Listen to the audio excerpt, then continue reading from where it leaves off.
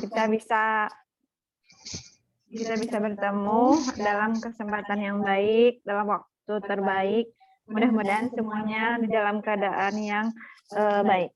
Dan udah bebas tugas tentunya karena sudah malam ya. Tadi dipikir siang-siang ya, alhamdulillah ternyata malam-malam. Dan semoga sekarang mak-maknya masih belum ngantuk dan kita bisa cerita bareng-bareng, sharing gitu ya. Nggak ada materi yang berat-berat karena kan bukan pemateri juga dan masih banyak belajar. Apalagi kalau kita biasanya kan bisanya nulis, kalau ngetik sering-sering tuh bisa kalau ngetik itu, kalau komen di WA bisa panjang-panjang terus bisa cepat ngetiknya. Tapi kalau ngomong itu masih jauh lah, belajar banget. Apalagi udah lama vakum di ngajar, jadi kayaknya kalau udah ngomong itu udah susah. Dan paling susah buat ngangkat-angkat telepon dan ngomong sama orang itu susah banget. Nah, sekarang kita coba sedikit sharing tentang keadaan yang sekarang mungkin sedang dialami oleh semua agen, tidak hanya agen admin, tapi juga orang-orang yang jualan misalkan di pasar, di marketplace, di mana-mana saat ini. Jadi berada pada low season. Nah, kan di dalam kita jualan baju muslimah itu ada dua musim. Ada musim kita nanam, ada musim kita memanen. Panjangnya sebenarnya lebih panjang masa menanamnya dibandingkan lebih panjang masa memanennya daripada menanamnya. Karena lebih banyak ramenya daripada sepinya. Karena sepi itu hanya bulan-bulan tertentu aja. Misalkan nih kalau udah mulai promosi Sarimbit sampai ke Lebaran itu juga sudah mulai namanya musim memanen, karena waktu itu orderan alhamdulillah sudah akan meningkat dan banyak orderannya ya dari berbagai brand tentunya. Setelah Lebaran pun alhamdulillah masih banyak ya home-dress bersama kita promosi barang dan alhamdulillah masih bagus ya rezekinya. Dan untuk saat ini kita sudah melalui 2 tahun masa pandemi, kita sudah melalui 2 tahun masa-masa yang mungkin berat ya, apalagi tahun kemarin, setahun yang lalu itu sangat-sangat berat buat kita semua karena orang kita terbatas untuk keluar, untuk kemana-mana, mengadakan acara terbatas. Misalkan untuk orang-orang kegiatan sekolah itu terbatas. Jadi ibu-ibunya nggak ngumpul seperti halnya belum waktu di luar pandemi. Terus ngadain kondangan nggak boleh. Terus ngadain acara-acara nggak boleh. Sehingga orang nggak terlalu berminat beli baju dan rasanya itu perjuangannya luar biasa gitu. Nah, kondisi yang dihadapi sekarang jauh lebih baik dibandingkan 1 tahun yang lalu. Jadi peluang yang ada sekarang jauh lebih besar dibandingkan yang 1 tahun yang lalu. Nah, tapi tetap kita membagi menjadi 2, yaitu high season dan low season. Kalau bicara high season, teman-teman udah pinter semua. Dalam artian adminnya sudah jago untuk balas-balas orderannya, untuk packing, ngasih ke reseller, melayani customer, itu teman-teman udah bisa gitu. Tinggal lagi bagaimana mengelola, misalkan di saat high season itu kita benar-benar yang kita jaga dalam sisi keuangan. Jadi jangan sampai pas low season terus kita merasa panen lalu uangnya kita dihabis-habisin misal atau buat pakai apa-apa atau belanjanya terlalu banyak buat di stok atau gimana. Tetap harus kita kelola, kita manage sebaik mungkin uangnya tetap ada free cash gitu. Free cash yang kita cari di high season akan kita gunakan di low season untuk berbagai keperluan. Seperti misalkan untuk gajian admin, seperti untuk dan lain-lain. Banyak operasional kita, gajian admin kita, promosi kita di masa low season kita pakai budget yang berlebih atau dana yang kita dapatkan ketika high season. Jadi kita sisihkan. Misalkan anggap kita panen 100 juta contohnya. Berarti kita harus sisihkan berapa puluh juta untuk kita makan atau kita menanam kembali untuk masa berikutnya.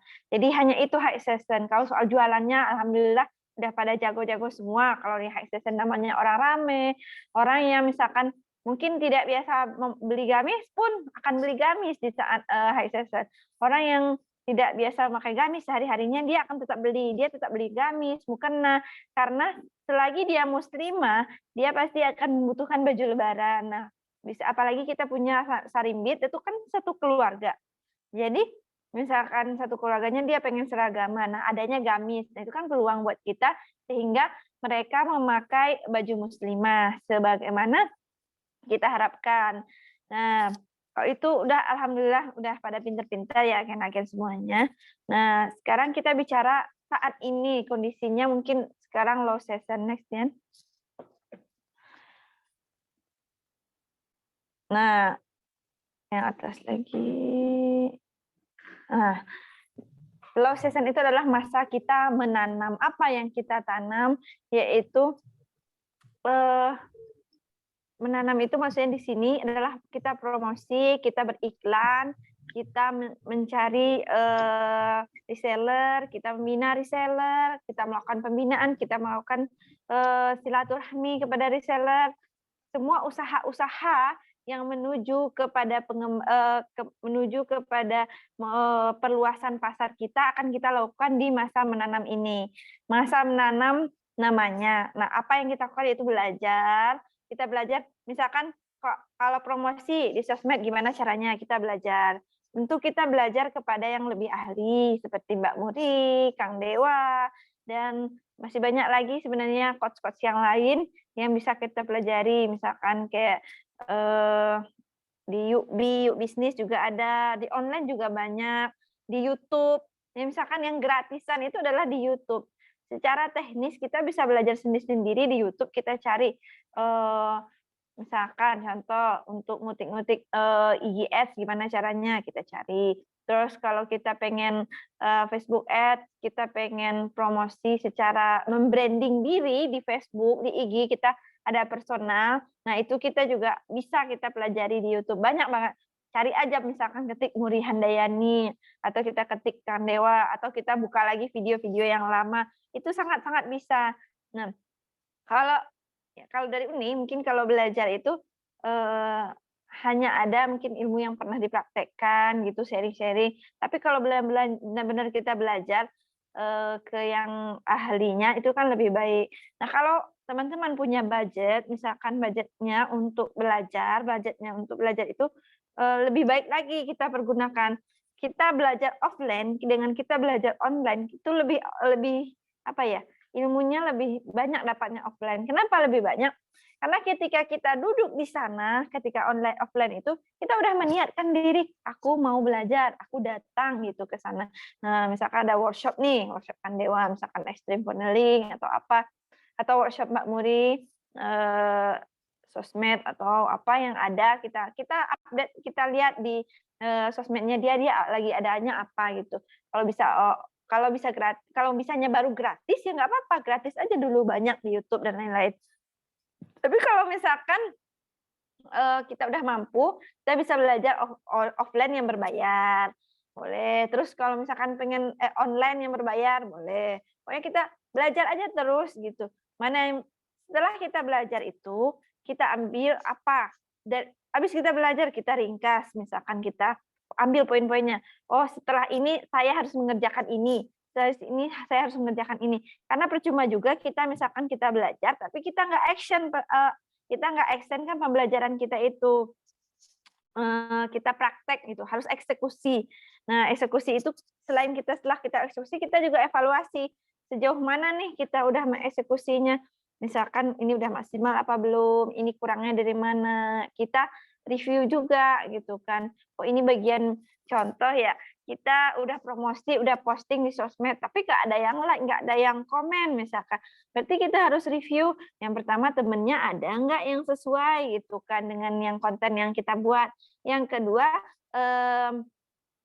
status kita atau yang kita bagikan di sosmed itu sudah membuat orang kira-kira akan komen belum, akan like belum. Jadi kita review copywriting-nya, fotonya kita review.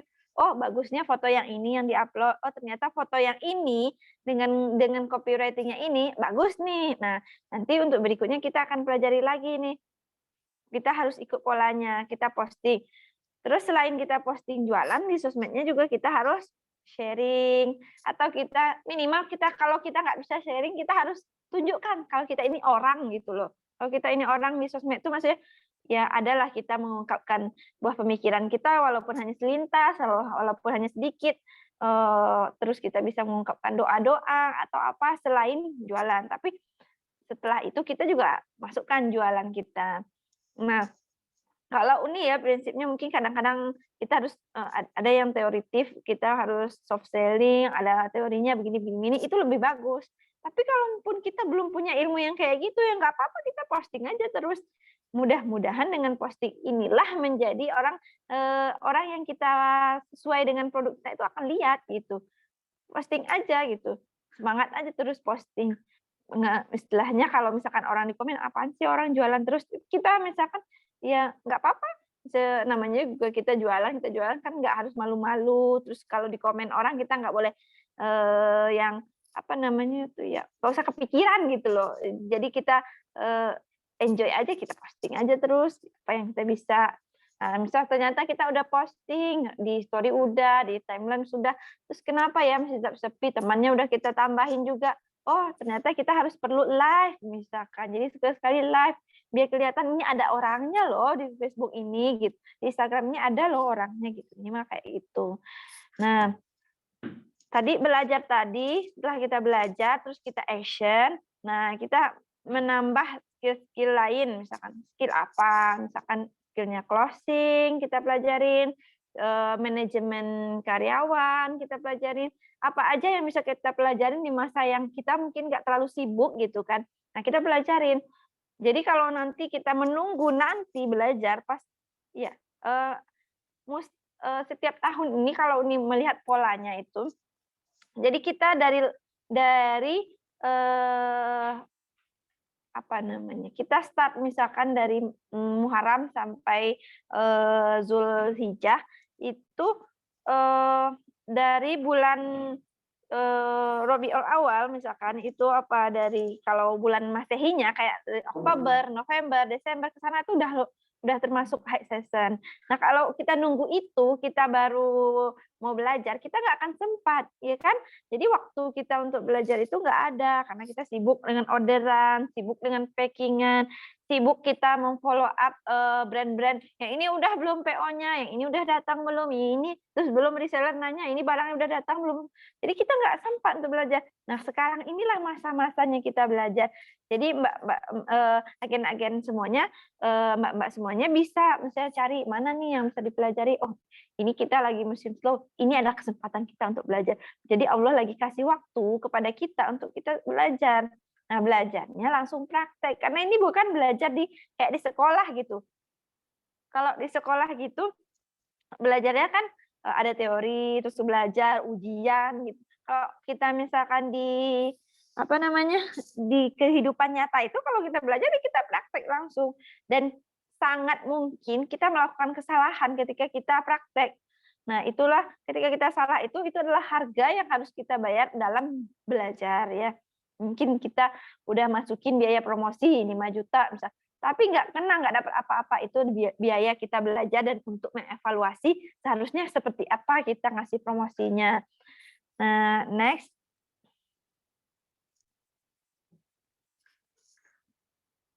Nah, saat menanam ini ada strategi-strategi yang bisa kita lakukan. Yang pertama adalah memperluas pasar atau jaringan.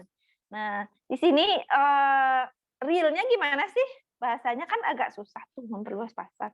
Nah, caranya kita memperluas pasar jaringan itu, kita kan yang beli kan orang, berarti kita harus memperbanyak orang yang mengenal kita atau yang mengenal produk kita gitu. Nah, gimana caranya supaya orang mengenal kita? Kita tuh jualan loh. Ini saya agen gamis, banyak brandnya gitu kan. Supaya orang kenal gimana? Kita harus banyak juga mengenal orang lain ya kan. Aktif dalam bersilaturahmi yang pertama. Terus, silaturahmi itu teman, kita bisa silaturahmi sama teman kita, contohnya misalkan, teman waktu sekolah, waktu kuliah, tetangga, terus, orang di pengajian, masjid, dan lain-lain, kita aktif aja silaturahmi. Terus kita orangnya mudah saja bergaul dengan, orang-orang, jangan terlalu banyak, memang ya, misalkan kita memang mungkin sama-sama muslim, muslimah, cuman kadang-kadang kan ada perbedaan, khilafiyah dan segala macam. Kita nggak masuk di situ, kita nggak usah ikut di bagian situ, tapi kita, mmm, ikut aja maksudnya silaturahmi dengan si A, si B, si C selama dia benar dan selama dia, pegang, dasar dalam dasar masing-masing, ya nggak apa-apa, kita kita silaturahmi gitu. Nah, sama saudara kita, jangan sampai kita, misalkan silaturahmi ke mana-mana, tetapi kita lupa untuk silaturahmi dengan saudara-saudara kita sendiri yang terdekat, saudara dari kita, ibu kita, bapak kita, saudara-saudara kita, dan saudara dari suami juga. Jangan sampai kita memutus silaturahmi, karena walaupun kita memutus silaturahmi dengan satu orang yang mungkin telah menyakiti kita gitulah, eee, tapi ada rezeki juga yang terputus di situ, karena kan ada ininya. Terus, cara selanjutnya untuk bersilaturahmi itu apa gitu, kita bisa ikut berbagai komunitas. Nah, komunitas ini adalah, apa namanya itu, komunitas itu adalah, tempat atau wadah untuk kita bersilaturahmi.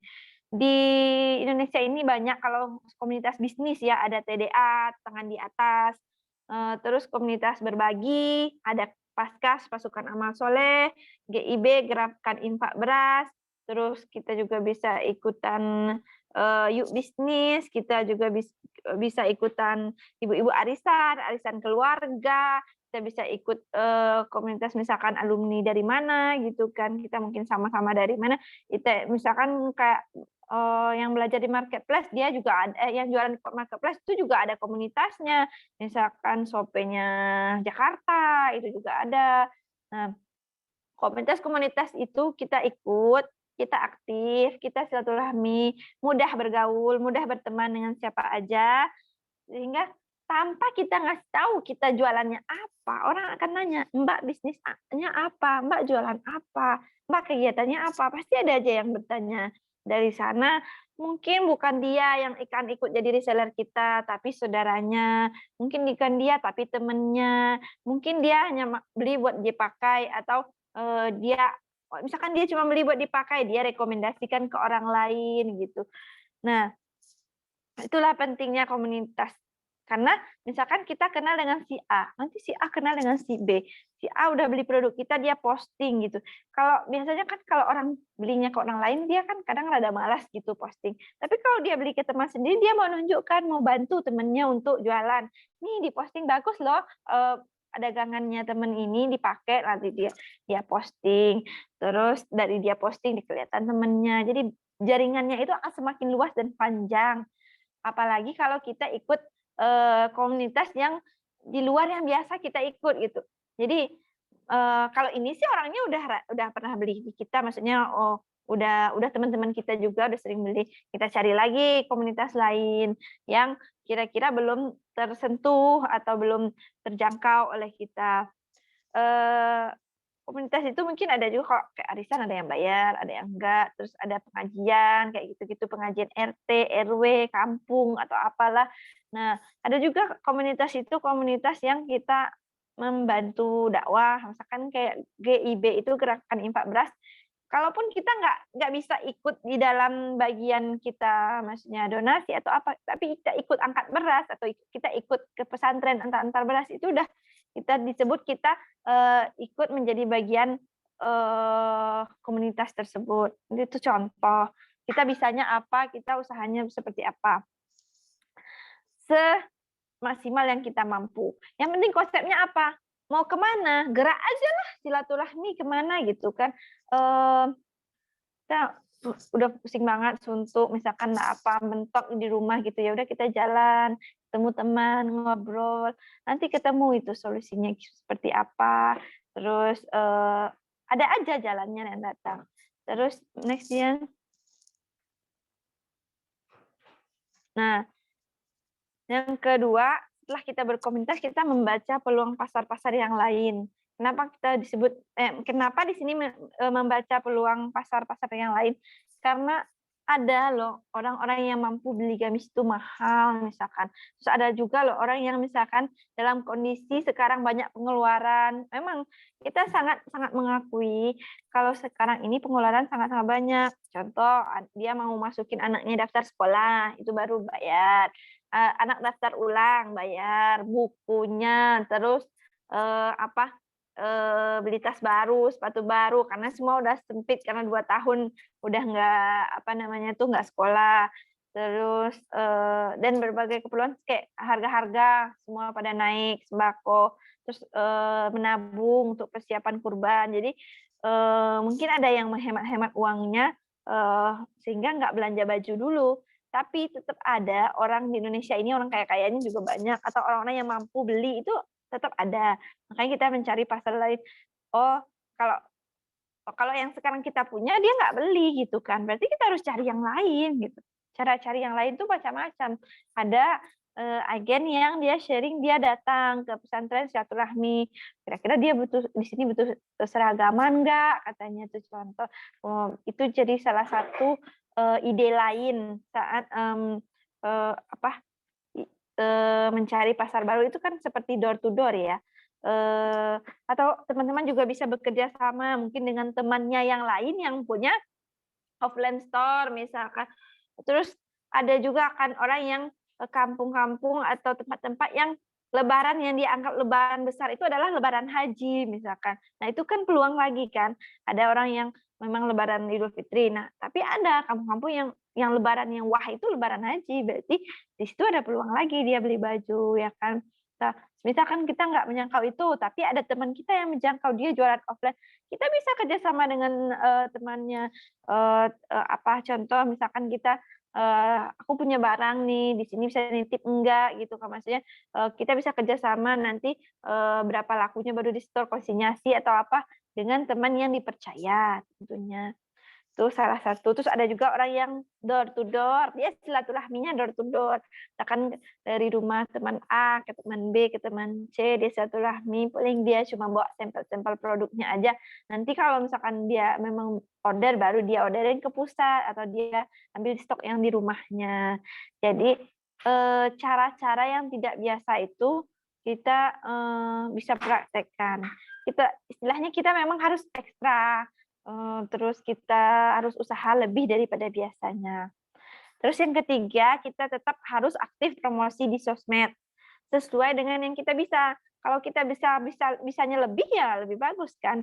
Ya, kita bisa posting di timeline, kita bisa posting di story, kita juga bisa live, kita bisa reel, macam-macam yang kita bisa. Semakin banyak yang kita posting, semakin banyak peluang orang melihat dagangan kita, ya kan. Next.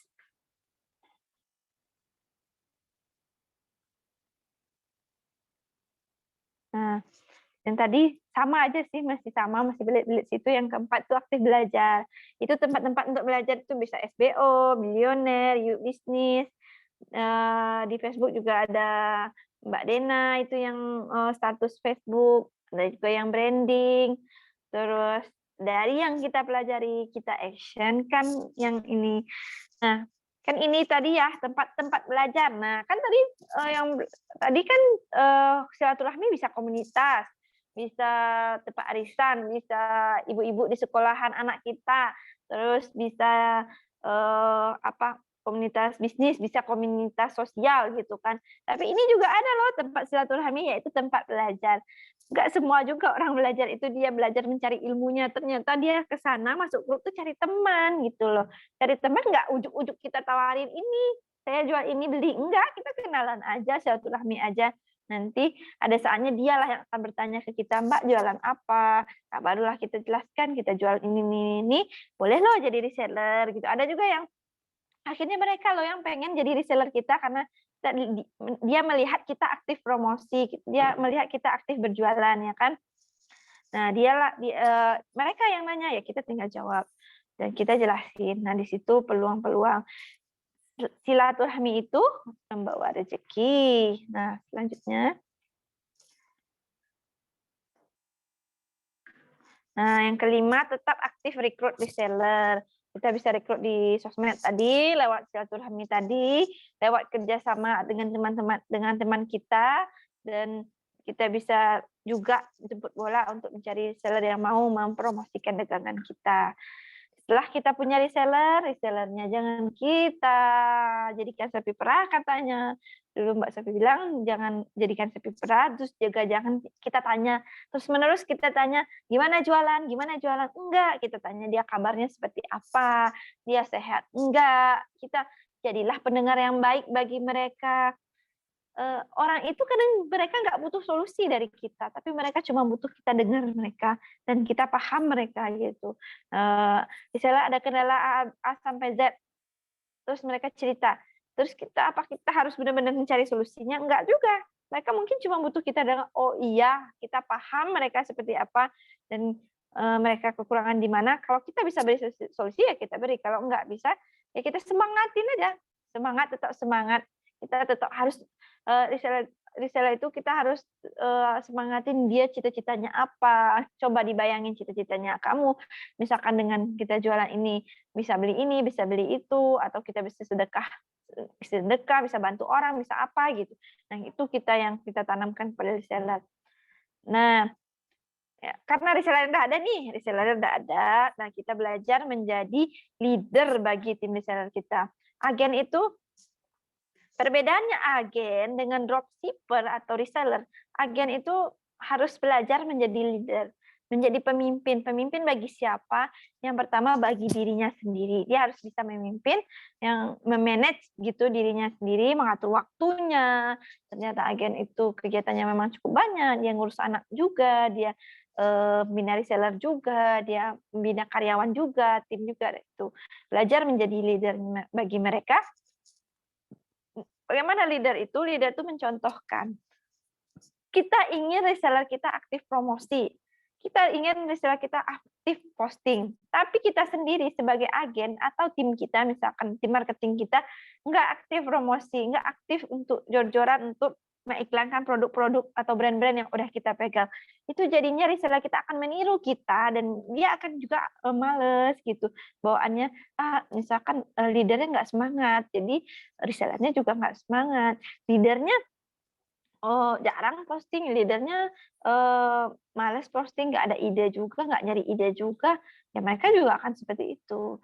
Contohnya misalkan ada di kuliah Uni lihat agen itu juga ada yang kayaknya misalkan agennya tuh orangnya happy terus, semangat terus apa namanya, orangnya super gitu kan, kalau diajak ngobrol enak. Nanti orang yang di dalam grup itu, reseller yang berkumpul bersama dia adalah orang-orang yang seperti itu juga. Mereka akan contoh, oh ternyata dia bersemangat, ayo kita bersemangat. Agen aja semangat tuh posting, misalkan dia udah punya modal banyak, dia udah punya stok banyak, dia semangat posting, masa kita enggak gitu kan. Kita pengen juga jadi seperti dia gitu. Pasti mereka akan termotivasi untuk seperti itu. Begitupun juga mungkin agen akan termotivasi untuk jualan lebih banyak, bahkan agen pun mungkin termotivasi untuk bikin brand juga gitu kan. Nah, selama kita menularkan semangat-semangat positif kepada reseller-reseller kita sudah melakukan satu pahala lah, satu kebaikan. Kebaikan itu artinya kebaikan supaya orang lain bersemangat. Kan kita menularkan semangat, berarti kita menularkan kebaikan juga. Kalau dia semangat, dia rajin jualannya, dia closing, dia mendapatkan uang lebih, uang pegangan lebih, atau bahkan bagi orang-orang tertentu yang ekonominya agak susah, itu dia sangat berarti bagi mereka ketika mereka closing, dan mereka akhirnya bisa misalkan buat bayar sekolah anaknya, mereka bisa buat beli beras atau apa. Nah, kan peluang kebaikan tadi kan kita cuma ngasih suntikan semangat. Nah, dari mereka kita kasih suntikan semangat, mereka bersemangat, mereka promosi, mereka jualan, mereka dapat rezeki. Nah, kita sudah ada jalur kebaikan kita di situ. Nah, tidak rugi misalkan suatu saat agen-agen misalkan dia misalkan sudah punya brand sendiri dan dia bikin sendiri, dia mandiri, dia keluar dari grup keagenan, dia bikin sendiri, terus dia merekrut banyak orang lagi, menyebarkan banyak orang lagi. Nah, itu tidak ada kerugian di situ karena sudah menebarkan kebaikan gitu. Begitu juga agen ke bawah. Ketika sudah mengajarkan reseller pintar, dia jualan makin makin besar, lalu dia mandiri, dia ingin lebih besar, dia juga ingin mengembangkan tim juga, dia ingin punya karyawan. Tidak ada kerugian. Secara materi dilihat di mata mungkin ada, tapi kalau misalkan kita hitungnya jangan pakai hitung-hitungan manusia, insya Allah sangat-sangat untung bagi kita ketika kita mengajarkan kebaikan bagi orang. Berikutnya, nah itu tadi kan marketing buminya. Marketing bumi itu yang bagian belajarnya mungkin ini tidak akan bahas, tidak akan ngajarin yang dalam-dalam, teman-teman bisa belajar sendiri. Nah, berikutnya adalah marketing langit. Ini tulis tangan ya, jadi tulisannya jelek banget, nggak apa-apa. Marketing langit yang pertama adalah soal rezeki. Mau musim high season, low season, kalau misalkan memang sudah jatahnya kita, rezekinya kita, satu dunia pengen ngambil gitu, itu tetap akan jadi milik kita, tetap akan sampai di kita. Dan satu dunia misalkan pengen ngasih ke kita, tapi bukan rezeki kita, ya nggak sampai di kita. Maka kalau ketika kita sudah menanamkan mindset seperti itu di dalam pikiran kita, insya Allah kita pelong aja, kita tetap semangat gitu kan. Ini musim sepi, terus kita down. Enggak, karena kita mau musim sepi, musim apapun, bahkan pada saat kemarin yang COVID lagi tinggi-tinggi, kita lockdown kayak gitu, rezeki itu tetap nggak berhenti menembus dinding-dinding atau portal-portal perumahan, nggak akan berhenti di situ ya kan, tetap akan ada jalan masuknya karena kan memang buat kita. Gitu. Selanjutnya, nah Allah itu kan berdasarkan prasangka hambanya. Kalau kita prasangka laris, insya Allah jadi laris. Kalau kita prasangkanya optimis, ini laku, ini barang bagus, ini banyak yang order, ini banyak yang cari. Kita optimis aja seperti itu. Ini dengan wasilah ini kita banyak yang butuh, pasti banyak dikasih sama Allah gitu. Kita optimis, positive thinking. Kalau selama kita ada rasa itu di dalam diri kita, optimisme dan positive thinking, insya Allah kita jadi rajin juga promosinya, rajin juga kita komunikasi dengan reseller, rajin juga kita silaturahmi, dan semuanya kita jadi bersemangat ngerjainnya. Kita ngerjainnya nggak bersemangat, kita hasilnya tuh beda dengan kita ngerjainnya mungkin sudah nggak ada yang beli nih gitu misalkan, terus lemes aja, nggak ada semangatnya. Nah itu akan beda hasilnya. Ya kita aja udah nggak yakin itu bakalan laku. Gimana mau laku? Tapi kalau kitanya udah yakin itu laku, Allah yang akan menakdirkan itu laku, ya kan? Selanjutnya. Nah, ini 4 pilar mustahil miskin yang diberikan oleh Ustadz Rahman yang mengajarkan.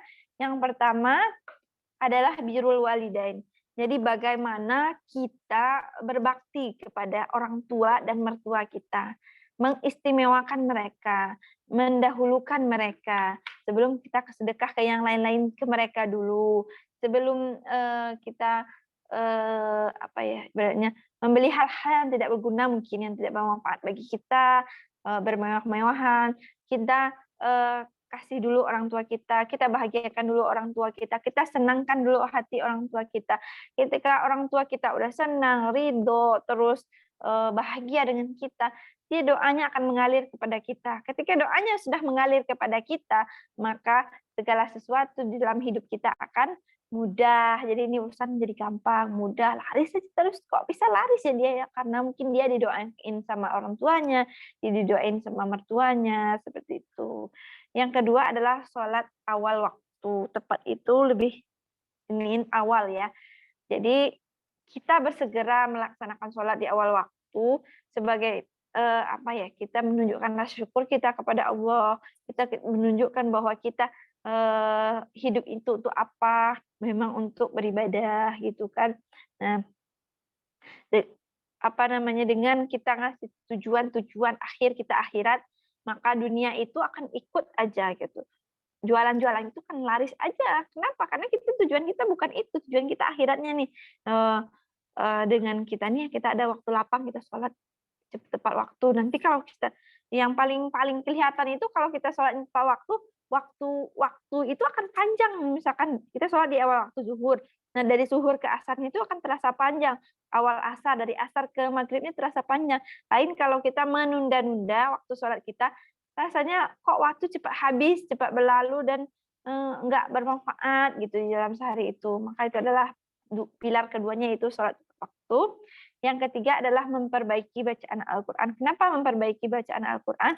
Karena ketika kita memperbaiki bacaan Al-Quran kita, Allah akan memperbaiki segala urusan kita, akan memperbaiki kehidupan kita. Dan yang keempat adalah infak sedekah. Ada yang bilang, ini kan berbeda dari khilafiyah ya.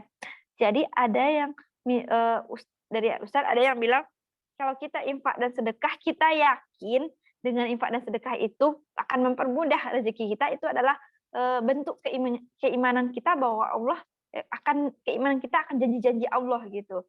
Nah, lalu tingkat naik level lagi, misalkan infak dan sedekah jangan hanya ada yang bilang jangan hanya mengharap dunia gitu. Masa sih infak sedekah hanya mengharapkan dunia? Masih banyak yang harus dikejar ke akhirat. Pada level yang lebih tinggi, infak sedekah itu adalah tabungan untuk kita di akhirat. Karena harta kita yang sebenarnya, yang sesungguhnya hanyalah yang kita makan, yang kita pakai, dan yang kita bawa mati, yaitu yang kita sedekahkan, wakafkan. Yang lainnya itu hanya numpang lewat. Omset sekian, tapi ternyata itu adalah rezeki karyawan kita, rezeki orang-orang yang membutuhkan, rezeki supplier, misalkan rezeki ekspedisi, rezeki siapa aja yang lewat di kita. Tapi yang kita sendiri sebenarnya yang nikmati hanya kita makan, yang kita pakai, dan yang kita infakkan untuk tabungan kita di akhirat. 4 pilar ini insya Allah memudahkan rezeki kita, melariskan dagangan kita, dan melapangkan segala urusan kita. Baru itu ya. Nah, sampai situ aja. Udah panjang. Lalu selanjutnya langsung aja Q&A. Ya, pertanyaan dan jawaban. Boleh ya, bertanya langsung atau ada yang mau say hello aja juga boleh. Jadi apa namanya, perkenalan gitu, dari mana, nama, dan dari agen mana, supaya teman-teman yang lain juga tahu nih,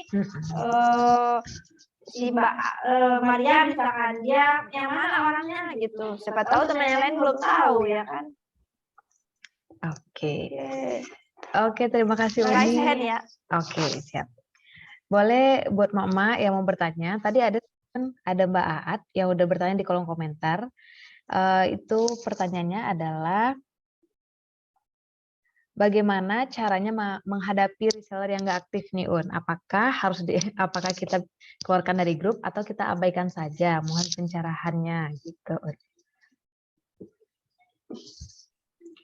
Baik, Mbak Aat, itu adalah kendala semua agen kayaknya, karena ketika kita merekrut reseller, kadang-kadang mereka memang hanya beli buat dia pakai sendiri aja, yang penting dia dapat diskon. Memang ada yang seperti itu ya. Di awal kita merekrut reseller, kita mengasihkan syarat, biasanya belinya minimal berapa, misalkan minimal 3 diskon 10%. Nah, kita kasih juga tulisan di bawahnya, salah satu syaratnya adalah berniat dan sungguh-sungguh, atau berniat untuk ikut aktif mempromosikan dagangannya gitu kan. Jadi itu tulis juga. Tapi pada faktanya di lapangan mungkin tidak seperti itu. Walaupun kita sudah tulis, kita udah usaha dulu nih, udah ditulis. Nah, berikutnya misalkan ternyata nggak seperti itu gitu kan. Mereka nggak aktif, mereka jualannya yang kayak gitu. Kadang jualan, kadang enggak, suka-suka lah, mut-mutan. Yang pertama, kita tetap kasih motivasi ke mereka, kita kasih materi, kita kasih semangat, kita tanya kabarnya, kita jalin hubungan kedekatan sama dia. Terus lama-lama kan dia segan juga kalau nggak promosi, kalau kita udah sering komunikasi, terus sering komunikasi, terus udah dekat lah ibaratnya kan, terus dia udah kita kasih tahu juga jualannya seperti apa. Terus kan kita lihat di sosmednya, kita like aja setiap postingan sosmednya, terus dia pasti kan ngerasa, oh iya ya, aku belum promosi Mbak ini gitu kan, aku belum promosi nih, kita kasih komen, dia posting apa kita kasih komen, dia posting apa kita kasih komen. Ternyata lama-lama dia merasa nggak enak kan, gitu kan. Orang Indonesia kan rata-rata nggak enak kan. Gimana ceritanya nih? Di HP yang mana yang bunyi?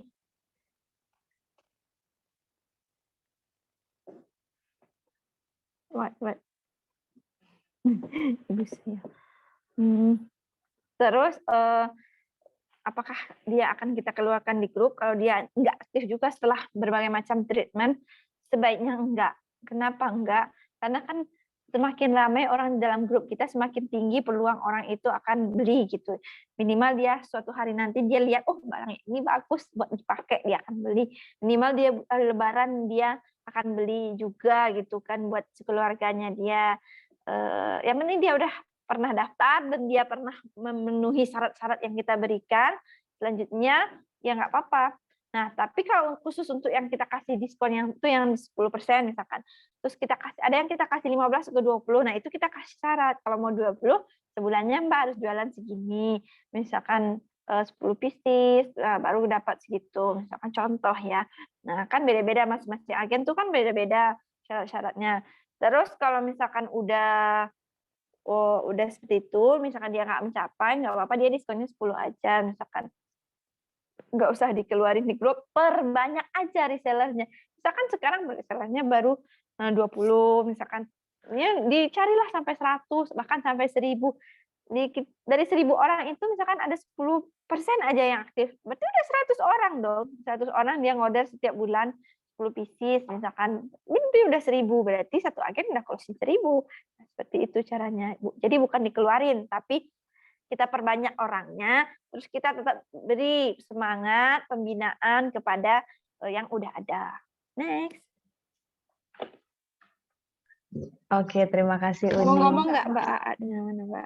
Mbak Aat boleh on cam, Mbak? Ada yang mau ditanggepin boleh? Tanya lagi ke Uni. Kita sistemnya diskusi. Kalau ada yang masih kurang paham, boleh tanyain lagi.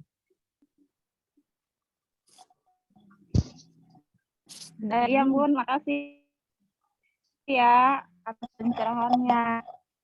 Iya. Oke. Mbak An dari mana, Mbak? Boleh Dari Serang, Banten, Mbak. Oke. Sharing Mbak An. Sharing jualannya di mana gitu. Boleh cerita-cerita dikit? Oh ya, ya. Ya Bun, alhamdulillah untuk penjualan bulan ini, ya alhamdulillah ada yang order, walaupun nggak sedahsyat bulan Ramadan ya Bun ya. Oh iya. Tapi alhamdulillah, ya insya Allah produk Atin udah orang pada tahu.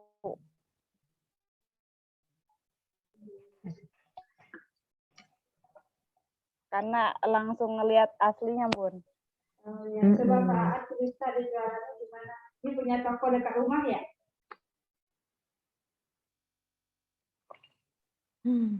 Ayo Bun Aat cerita jualannya gimana tuh di Serang? Itu dekat rumah apa gimana? Itu di belakang stok dagangannya ya? Ya, alhamdulillah Bun, ini ada toko offline-nya.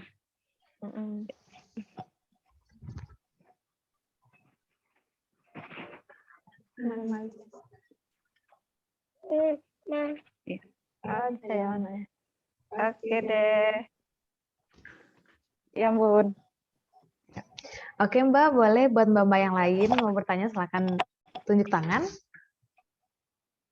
Apa aja nggak apa-apa gitu. Kita sesinya sharing-sharing aja.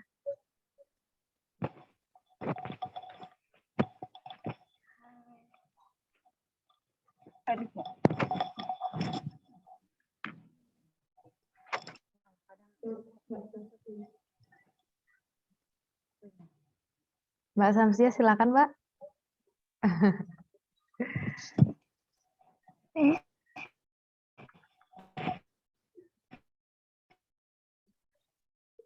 Oh bentar Mbak.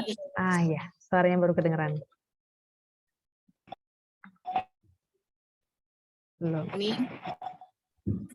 masuk ke suara saya. Oh, masuk. Mbak Rofi ya. Ya, Mbak. Ini izin dong tanya. Di sini kan ada belajar menjadi leader atau tim untuk tim reseller.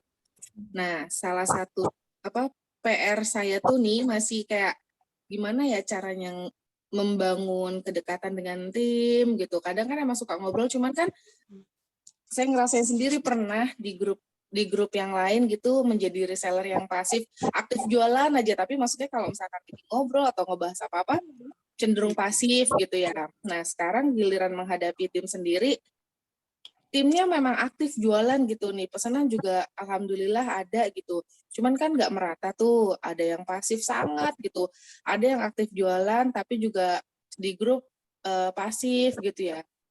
Nah itu gimana ya kira-kira tuh yang masih suka kayak kalau kadang kan admin tim masih suka menyapa gitu ya, terus nanyain pesanan, nanyain apa gitu. Kadang tuh saya masih suka nggak enak kayak gimana sih yang enak biar ngobrol-ngobrol gitu, menjalin kedekatan sama si tim reseller nih gimana yang enak gitu, yang kadang kalau misalkan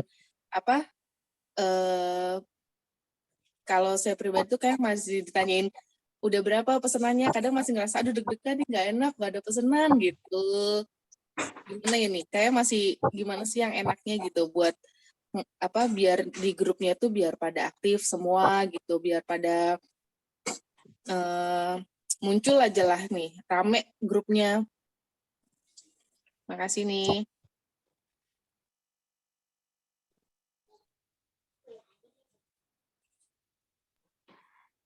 Mbak Rofi ya. Terima kasih Mbak Rofi. Soal menjalin kedekatan ya dengan reseller kita. Kita lihat dulu kita ngerekrut reseller itu dari mana. Dia siapa gitu. Kita kenalin dulu tuh siapa gitu. Misalkan kita punya reseller itu dari teman, dia itu tinggalnya di sini, dia punya anak berapa, misalkan dia kerjaan sehari-harinya apa gitu selain kita jualan gitu. Dari situ kalau kita kenal, kita kan pasti suka ngobrol kan, namanya kita kenal orang ya kan. Terus orang zaman sosmed sekarang kan dia suka bikin update status tuh. Nah, dia update status misalkan tentang anaknya lah, tentang apa ya, kita komen yang positif ya kan. Terus kita sering kan dia tentu, maka dia kan ngerasa oh orang ini perhatian sama aku, dia dekat, dia care sama aku gitu. Terus pas kita nanya ya kita jangan nanya orderan berapa, udah dapat berapa, mungkin nggak ke situ dulu gitu. Kita bangun dulu kedekatan sama mereka. Tanyanya itu adalah kabarnya gimana, dia sehat apa enggak gitu, kegiatannya sekarang lagi apa, sibuk apa gitu kan. Barangkali ada yang mau dicurhatin gitu, kita jadi pendengar aja kan. Nah, orang-orang tuh kan lebih senang kalau didengar ya, didengar dan dimengerti, terus kita pahami, oh ternyata dia kendalanya itu. Misalkan kita tahu solusinya ya kita kasih sharing aja, kalau tahu aku seperti ini, tanpa ngajarin, tanpa gurui, ini sesuai pengalaman aja gitu kan. Terus mungkin kita kalau bisa ketemu sama orangnya, misalkan reseller kita wilayah yang masih terjangkau, bisa kita ketemu gitu, karena beda vibes-nya kita ketemu orang dengan kita online. Nah, terus misalkan lebaran nih, jadi kita silaturahmi ke keluarga. Kalau misalkan satu arah atau misalkan masih bisa terjangkau, kita juga silaturahmi ke reseller kita itu. Jadi kita nggak kenal dia saat kita mau jual produk aja, tapi kita kenal dia itu ya benar-benar kita kenal dia kapan aja gitu. Kalau untuk yang di grup itu, gimana suasananya supaya misalkan orang-orang tuh banyak dan aktif lah komen di grup. Nah, kita lihat dulu mereka senangnya apa. Rata-rata, misalkan rata-rata itu pengennya bahas tentang kendala-kendala yang saat ini. Contohnya mereka banyak yang bikin status ini naik, harga naik, ya kita tanya aja gimana, masih aman nggak gitu kan. Terus kita bilang aja ya, maksudnya kita memang sama-sama sedang merasakan. Jadi kita sama-sama prihatin bersama gitu. Terus kalau lagi senang sama. Terus kalau misalkan agen ini dapat reward misalkan dari pusat, ternyata kan reward dari pusat juga karena resellernya aktif juga kan, berarti ke reseller juga dikasih reward dengan budget kita sendiri kan. Misalkan oh ternyata kalau yang jualan aktif tuh mereka juga motivasi, ternyata yang jualan aktif promosi ternyata dapat reward loh gitu. Kayak gitu tuh bikin mereka semangat aktif, dan rewardnya nggak perlu besar-besar ya. Ibaratnya kan LM itu kan ada pecahannya kecil-kecil juga ada. Terus rewardnya mungkin mereka nggak perlu juga LM dapat baju, misalkan dapat gamis, dapat himar, atau mereka dapat barang-barang rumah tangga atau apalah yang aktif itu kita kasih gitu. Terus kan ada yang aktif jualan tapi dia nggak aktif di sosmed, nggak aktif di grup, yang itu nggak apa-apa. Yang penting dia jualannya aktif kan kita perlunya aktif jualan. Terus di grupnya dia nggak aktif, mungkin dia malu, ya udah kita japrian aja sama dia. Berarti khusus orang ini dia butuhnya japrian, dia butuhnya kedekatannya lewat japri gitu kan. Misalkan nggak kepegang nih sama kita, berarti kita harus ada tim khusus untuk mengerjakan yang seperti itu. Admin kita juga harus latih admin kita supaya bisa dekat sama orang, supaya bisa gampang komunikasi sama orang. Misalkan kan ada juga yang admin misalkan orang tanya apa dia jawab apa, misalkan nggak nyambung gitu kan, kita usahakan admin kita memang harus nyambung, terus care, terus dia itu juga peduli sama agen reseller. Reseller tuh kan pengennya orang rata-rata tuh senang kalau disebut namanya, misalkan terima kasih Mbak Sai, misalkan itu mungkin belum ngena gitu. Terima kasih Mbak Rofi gitu kan. Teh Rofi gimana keadaannya sekarang, sehat Teh Rofi gitu. Nah kayak itu kan, jadi oh iya ya dia benar-benar bertanya sama aku gitu. Dia bukan robot gitu yang nanyain aku, nanyain semua orang dengan Mbak Sai gitu.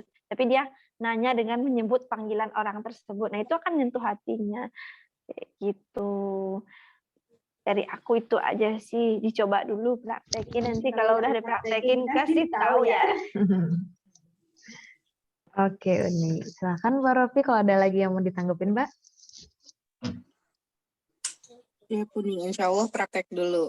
Makasih, Uni. Ya, Sama-sama. sama. Boleh Mbak yang lain, silakan. Kalau ada yang mau ditanyain lagi.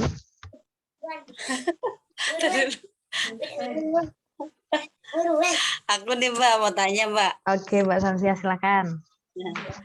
Jadi gini ya Mbak,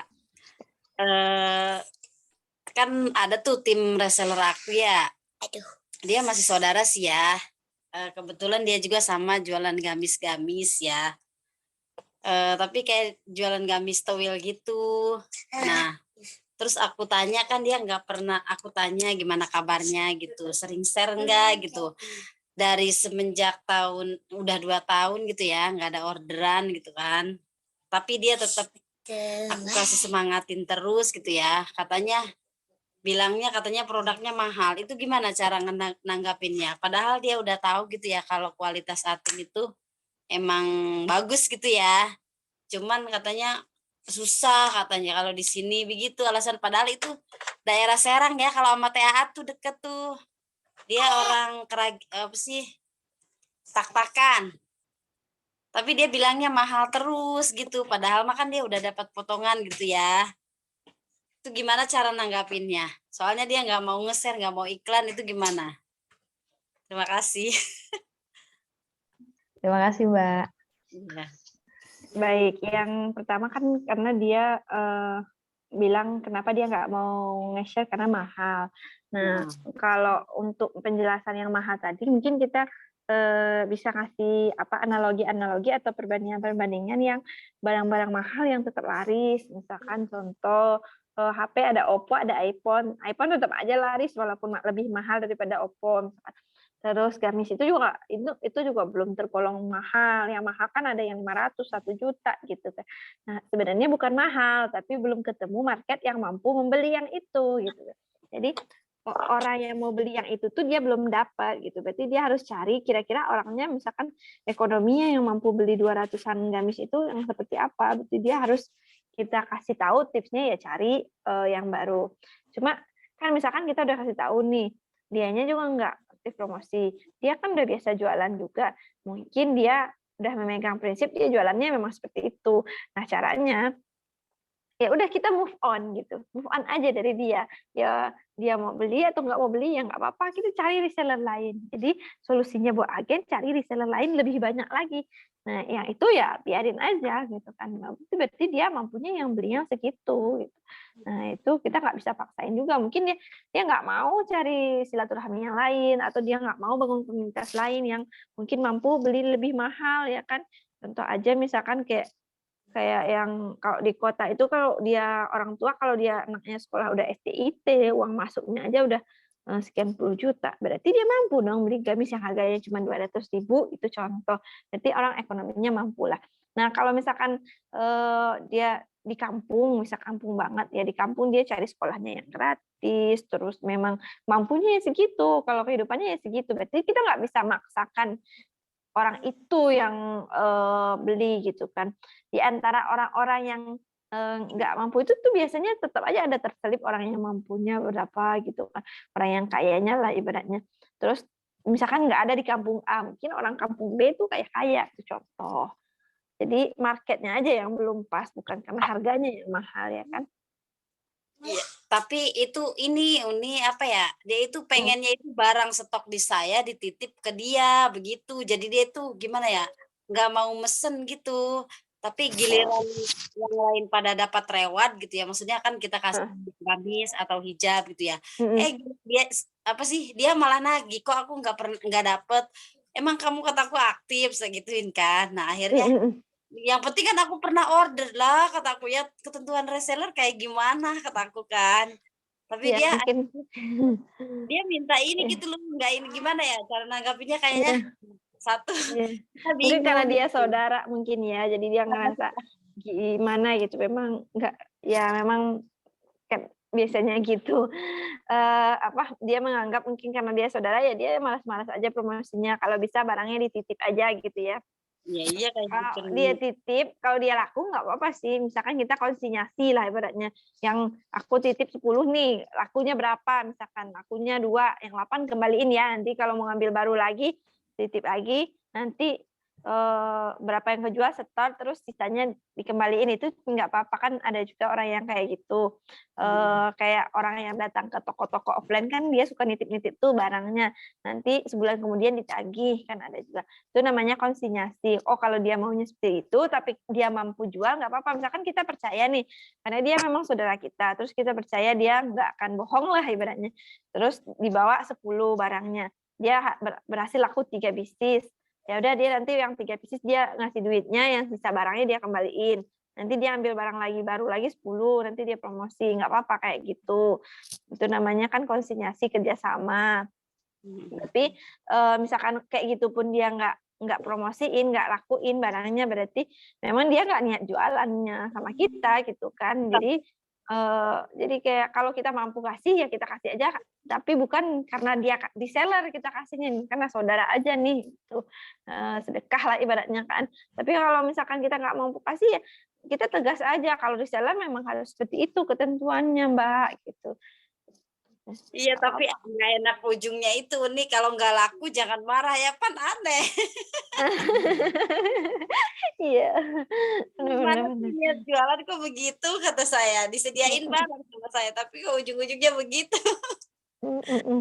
Padahal Iya iya, dia kan paham ada paham. ketentuan juga gitu kan, Tuh, katanya mhm, titip barang teteh di sini, kata dia kan begitu. Tapi kalau nggak mhm, jangan marah ya, ih gimana ceritanya kata saya. mhm. Iya, kalau misalkan, salah satu kelemahannya misalkan ke saudara itu ya mungkin dia kurang profesional lah, kurang kurang profesional untuk kerja sama sama kita. Misalkan kita kerja sama sama orang kita ada profesionalitasnya, tapi kalau sama saudara, "Ah, ini kan barang saudara ini," kan gitu. Nah, itu kan, Hmm. apa ya, hal yang memang sering terjadi di Indonesia. Nah, ketika kayak gitu misalkan nggak cocok lagi berarti kita nggak usah gitu. Berarti, mungkin, kita belum jodoh aja gitu kan, kita belum jodoh aja nih jualannya, mungkin nanti dapat supplier yang lebih cocok gitu kan, yang dengan brand yang lebih cocok, berarti kita biarin aja, kita move on aja ke yang lain lagi gitu. Iya. Contohnya.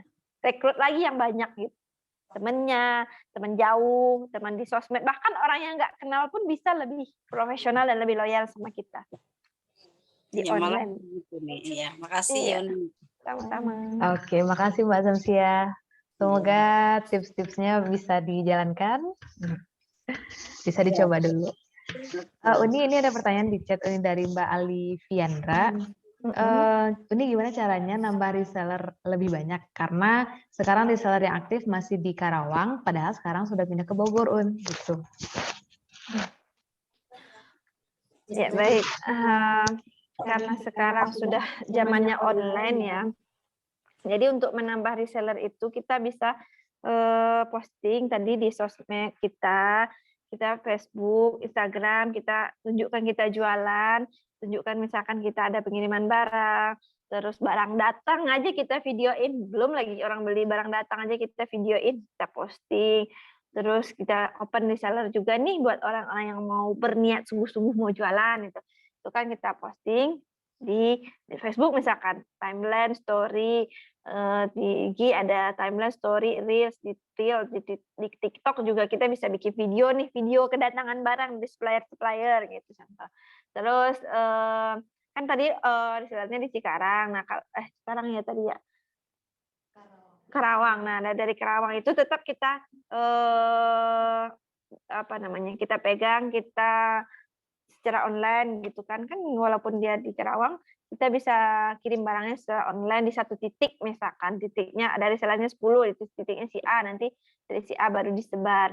Atau berarti di Bogor kita harus aktif juga untuk mencari reseller baru. Dengan di sosmed bisa tadi, di IG, Instagram, Facebook, TikTok, terus menjalin silaturahmi tadi.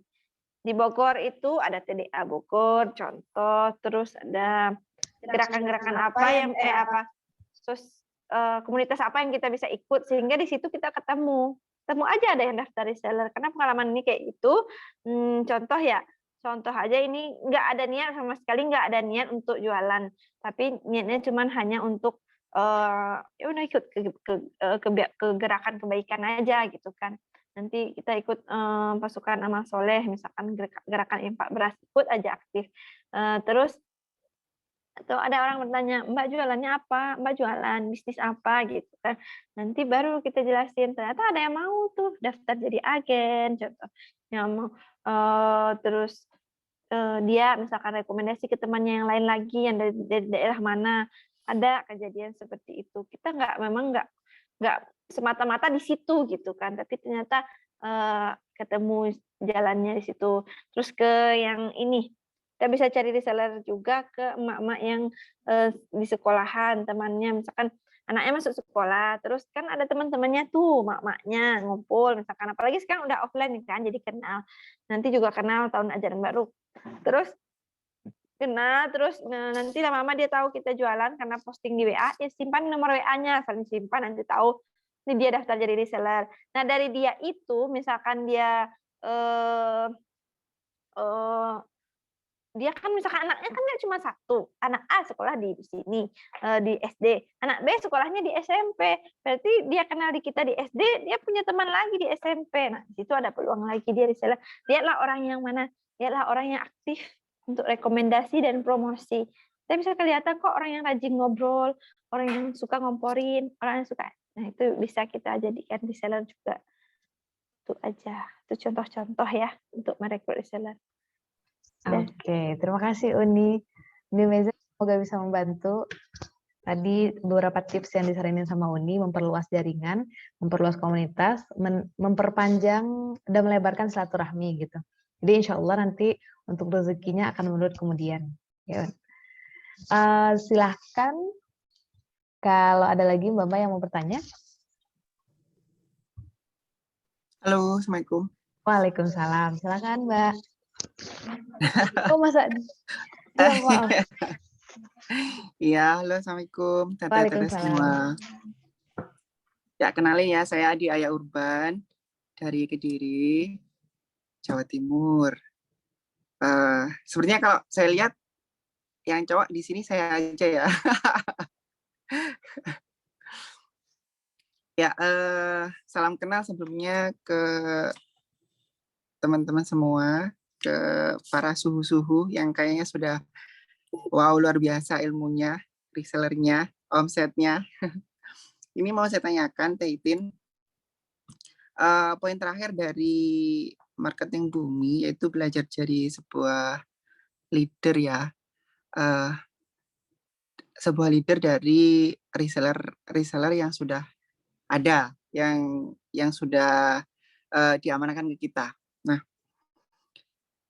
dari apa namanya, dari tim Atin mungkin atau Teh Itin punya tips bagaimana cara kita pembinaan, karena boleh sedikit cerita ya Teh ya.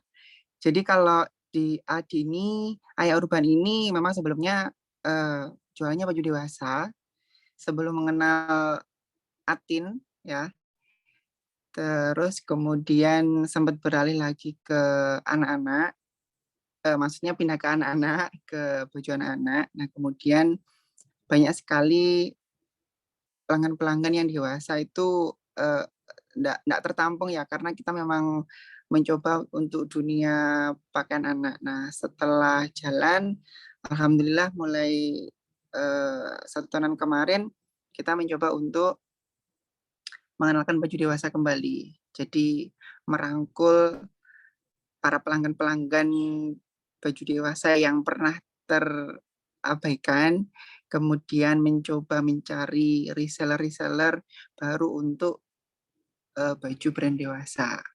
Nah, kira-kira gimana cara membina?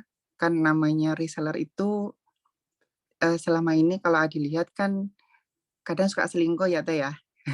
Maksudnya gini, terkadang ya ke kita, terkadang juga ke orang lain, terus banyak karakter-karakter dari yang sudah teman-teman sebutkan, ada yang hanya asal ngecek harga, diem aja duduk manis di dalam grup. Meskipun sudah kita follow up, kita bina semaksimal mungkin, tapi terkadang ya memang masih anteng di grup. Terus ada yang penjual musiman, jadi kalau pas lebaran aja, mau lebaran aja itu lagi rame-ramenya. Nah, reseller-reseller yang konsisten apapun kondisinya, itu tetap mau promosiin, mau ikut berjualan, fight bersama itu memang bisa dihitung sementara. Mudah-mudahan habis ini bisa terus berkembang. Nah, kira-kira cara pembinaannya itu seperti apa? Kalau yang sudah dilakukan biasanya itu ya selain follow up, pembinaan, kadang ada pelatihan-pelatihan Teh, kayak misalkan Canva, editing, ataupun apa ya, perbaikan IG, ya terus terang memang biasanya ya kita belajar dulu, kita ikut kelas dulu, baru setelah misalkan kita udah tahu, oke kita buat kelas. Itu salah satu pembinaan yang sudah dilakukan. Nah, mungkin dari Teh Itin atau teman-teman bisa kasih ilmu yang sudah pernah biasa dilakukan, monggo. Terima kasih Teh. Oke, terima kasih Mas Adi. Jadi Iya, sama-sama. singkatnya pertanyaannya adalah gimana caranya membina reseller gitu kan. Gimana Ya. caranya agar reseller itu loyal sama kita dan Benar. ya walaupun mungkin ada selingkuh-selingkuhnya tapi tetap memprioritaskan brand kita gitu. Iya, benar Teh. Oke. Silahkan Uni. Kelihatannya Mas Adi juga sudah melakukannya ya, melakukan Insya untuk Allah. membina resellernya dengan baik. Dan dia udah punya daftar-daftar resellernya yang potensial mungkin di zaman waktu jual baju dewasa, lalu jual baju dewasa lagi sekarang. Nah, terkait tadi menjadi leader bagi resellernya, yang pertama kan kita mencontohkan gimana kalau kita tuh memang semangat, memang rajin promosi, memang dari kitanya memang udah semangat gitu, jadi merekanya juga makin semangat. Terus benar gitu, udah benar seperti itu, misalkan kita belajar, kita belajar di SPO atau di mana kita belajar, lalu kita sharing ke mereka. Ini loh yang hari ini didapat gitu. Terus biasanya kalau kita habis belajar itu kita juga dapat loh. Maksudnya kita bisa ngurut, harusnya kita kasih tahu ke reseller ini dulu, nanti kita follow up resellernya, dia udah melakukan sampai mana, kita follow up, oh dia udah rajin, oh dilihat di sosmed, dia udah rajin posting, kita like, kita komen. Nah, artinya kalau ketika mereka rajin posting, kita like, kita komen, berarti kita apresiasi sama mereka. Jadi orang tuh kadang kan kayak anak sekolah, kalau misalkan mereka udah melakukan yang baik, kita kasih apresiasi, ya kan? Ketika mereka udah closing banyak, kita apresiasi. Mungkin kalau misalkan posting aja, apresiasinya adalah like, komen, gitu, share. Itu adalah apresiasi untuk orang yang rajin posting. Kalau orang yang banyak closing, kita apresiasi, kasih bonus, atau kasih diskon tambahan, kita kasih reward, itu apresiasinya. Nah, terus kan step-stepnya udah dikerjain nih sama Mas Adi. Kalau misalkan tapi ternyata dia masih selingkuh ke yang lain atau ordernya di tempat yang lain gitu, dia promosinya sama kita, ilmunya sama kita, ordernya di tempat lain, nggak apa-apa. Maksudnya berarti rezeki kita bukan dari dia. Anggaplah kita tuh kayak gini loh. Kalau misalkan orang umroh itu kan ada dia Safa Marwah. Dia tetap aja jadi ceritanya Siti Hajar itu dia jalannya kan Safa Marwah. Dia usahanya di situ. Tapi apakah air zam-zamnya keluar di Safa Marwah itu ternyata tidak gitu. Air zam-zamnya keluarnya dekat Ka'bah. Jadi kita ketika reseller misalkan berpaling, misalkan ya nggak apa-apa lah, rezekinya mungkin dari si A yang rajin yang udah ambil ilmu di kita itu, tapi datang tiba-tiba si B yang dianya ternyata dia udah pinter jualan, jago jualan, terus dia ikut jadi reseller di kita. Nah, kalau sini ternyata di dia gitu kan. Nah, tadi menanamnya di si A, tapi ternyata kita panennya di si B, ya nggak apa-apa kan, gitu rezekinya. Tinggal nerima berkat ya Teh. Iya, betul. Pasti setiap usaha yang kita kasih itu, kita kerjakan, dia pasti menghasilkan. Cuma menghasilkan dari arah mana, itu yang kita nggak tahu. Contoh nih, kita melakukan mau merekrut reseller lagi kan kita ikut komunitas A, B, C, D, ikut silaturahmi sana-sini. Tapi kita kan nggak bisa berharap orang itu yang bakalan jadi reseller kita, orang itu yang bakalan aktif mempromosikan dagangan kita. Tapi kita bersandarnya kepada usaha. Kita udah usaha nih, silaturahmi itu adalah usaha atau wasilah sehingga kita bisa meluaskan rezeki kita. Jadi walaupun silaturahminya di tempat A, rezekinya bisa jadi di tempat B kayak gitu. Yang penting kan kita udah usaha, ya kan? Oke, ya Teh. Ya, Jadi kuncinya istiqomah ya Teh ya. Iya, betul. Lakukan terus. Iya, jangan bosan-bosan jadi orang baik. Iya, amin. Makasih ya Teh ya. Amin. Makasih Mas Adi, semoga bisa membantu. Amin. Assalamualaikum. Waalaikumsalam. Silahkan Mbak yang lain, masih banyak ini kayaknya yang belum bertanya. Oh iya, masih pada ngantuk. 9:30. Assalamualaikum warahmatullahi wabarakatuh. Waalaikumsalam warahmatullahi wabarakatuh. Silahkan Mbak. Perkenalkan, saya Siti Umayyah dari Karawang. Uni pasti udah kenal. Untuk semua para agen semua, mohon silaturahminya ya.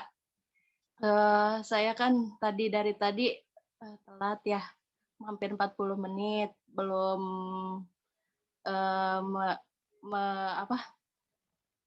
belum tahu penjelasan dari awal, dari segi tadi kan awalnya ngelihat marketing langitnya Yuni ya. Iya, marketing langitnya.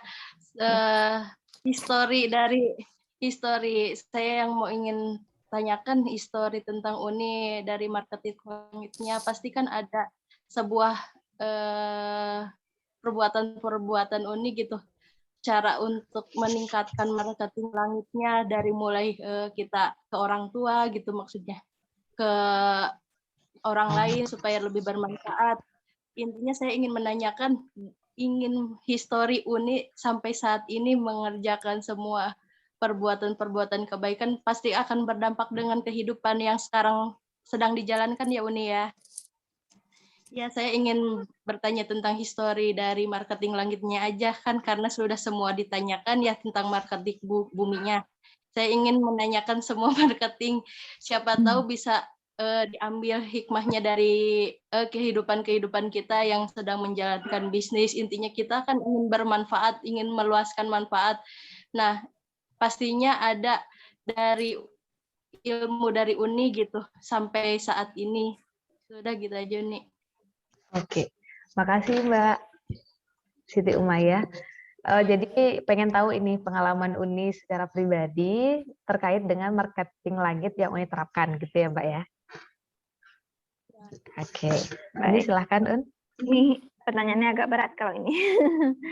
Karena kalau diceritain agak susah ceritain kan. Ceritain diri sendiri itu kan susah. Baiklah sedikit ya sharing, semoga enggak jadi ria atau gimana. Tadi kan ada marketing langit yang pertama itu adalah birrul walidain.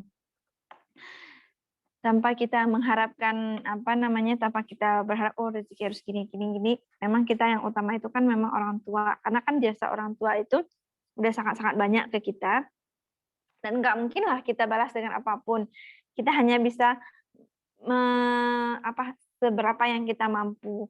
Kalau misalkan orang tua jauh tapi masih sehat, kita bisa mungkin transfernya berupa uang aja. Tapi kalau ada orang tua dekat dan dia butuh perhatian kita, dia butuh maksudnya kita urusin gitu kan.